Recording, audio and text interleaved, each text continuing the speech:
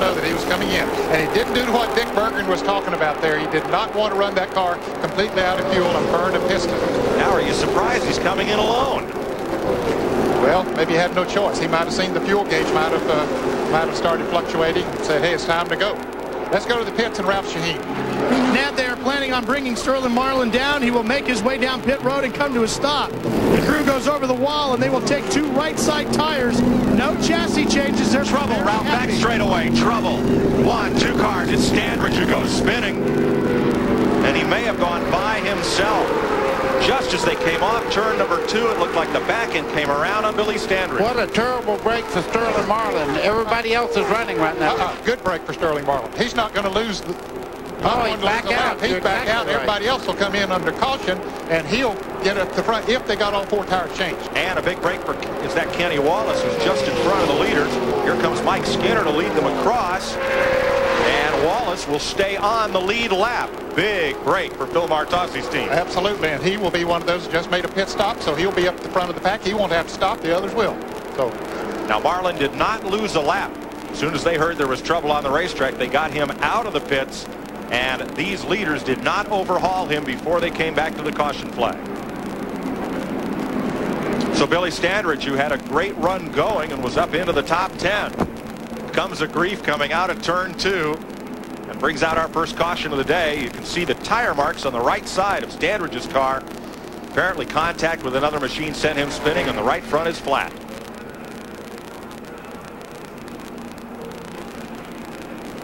Now this will be a break for Jeff Burton. We had documented that he had been having a problem as Standridge comes into the pits hot, real hot. We'll take a look at what happened. 3 abreast. Here's Standridge in the white car down on the inside, and that's John Andretti in the middle. Derek Cope got up against the wall there, Ned. Yes, and so apparently the 98 of Andretti and the 47 of Standridge made contact when Derek came down off the wall. Look at it again. Here they are, coming off the turn 2. Andretti and Cope did make contact, and Andretti went down into the 47 car of Standridge. Right in front of a couple of lucky guys. Yeah. One of them, Bill Elliott, he just did get by on the inside there. Look at the wallop that Derek Cope takes into the wall here. That car actually gets off the ground. Bam. And here comes Standridge right across town traffic. Wow. That's amazing that he was shot across there with all of that traffic and no one hit him. Pit road is open, and everybody headed for the pits. There's Standridge. He's been in the pits trying to get that damage repaired.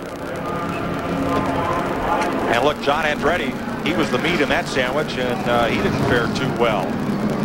There's wheel marks on the right side of his car. Derek Cope's. The ones on the left side are Standridge's. Tony Furr and crew go to work on John Andretti's car. Dick Berggren.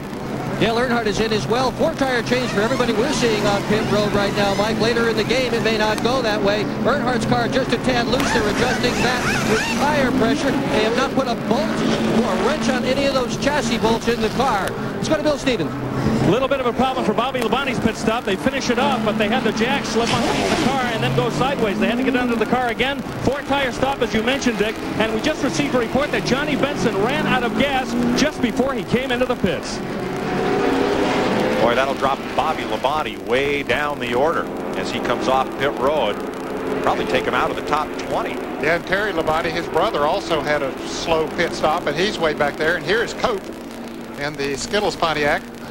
But a lot of marks on the side of that car. Of course, he got into the wall. He's very lucky. If he didn't bend the rear end housing, the back part of the car really looked like it hit very hard. You can see it just in front of the right rear tire where it hit the wall there.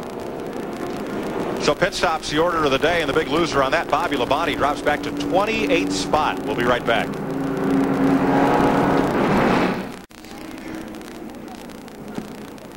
Coming up next, CBS Sports takes you to historic Williamsburg, Virginia for live final round coverage of the Michelob Championship at Kings Mill. Duffy Waldorf, 12 under after 3. David Duval, 3 strokes back with Fred Funk and Kirk Triplett, and Grant Waite will shoot it out live on CBS later today.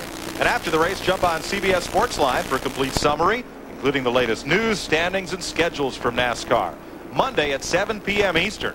Chat with NASCAR writer Richard Huff to get an insider's point of view. Stay on the fast track at cbs.sportsline.com.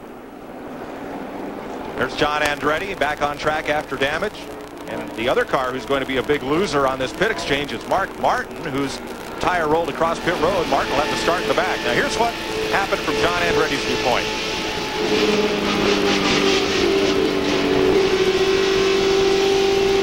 He was right in the middle of 3 cars, and you could hear him have to back off, and you could hear him also when he made contact. Ned, you could see him turn into the slide there. That's when a good driver knows what to do. He turned it right into the slide, but he's got something dragging there. That's the part that runs down to keep the air from getting under the car there is torn there just at the door. You can see it kind of holding back there. Does not hurt anything, but they'll make him come in and take it off. 54 laps complete. We're working the first caution of the day. In fact, the first caution of the year here at Talladega Superspeedway. The May race was run caution-free. We'll be back to the fastest speedway on earth live on CBS after this.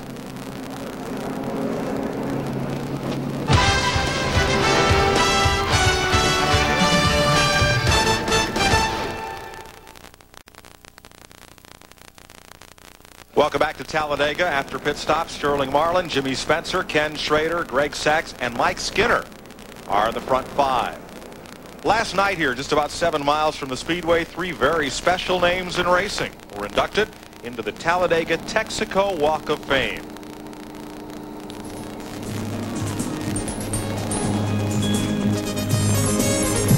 Ladies and gentlemen, it is our pleasure tonight to celebrate and honor 3 new inductees to the Talladega Texaco Walk of Fame. Please join me in welcoming to the stage Mr. Buddy Baker, Mr. Ned Jarrett, and Mr. Dale Jarrett.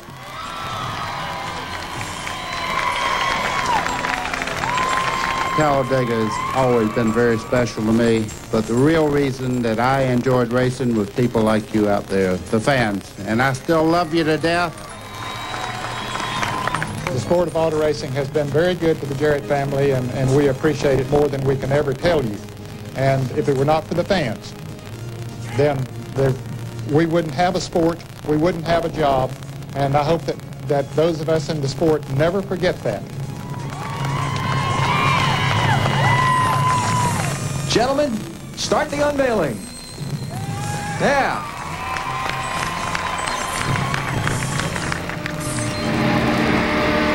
Look at Dale Jarrett, who does not have his plaque riding on board there, but that's a pretty neat deal last night.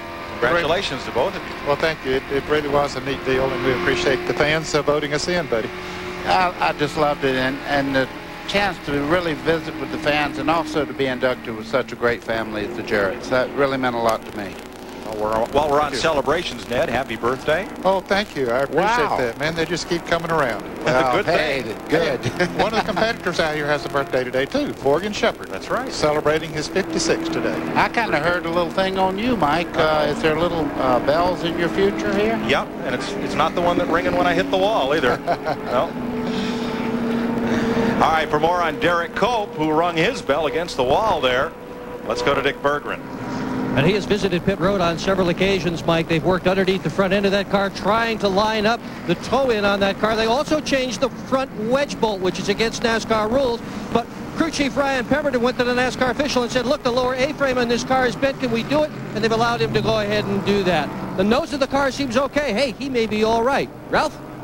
Well, Billy Standridge just climbed out of his car. Billy, what happened out there?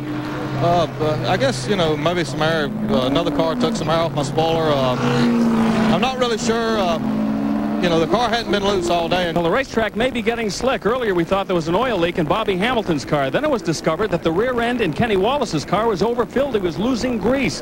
David Green said he was having a problem seeing. This is the plastic tearaway that came off his windshield during his pit stop. Look at the greasy kid stuff all over that thing. Try steering a car looking through that at 190 miles an hour. Well, they had tear-offs for helmets on open-wheel cars. Now they have them for windshields as well. We're looking at a bit of oil on the track, trying to get that dried up, and we'll be right back to the fastest speedway on earth after this.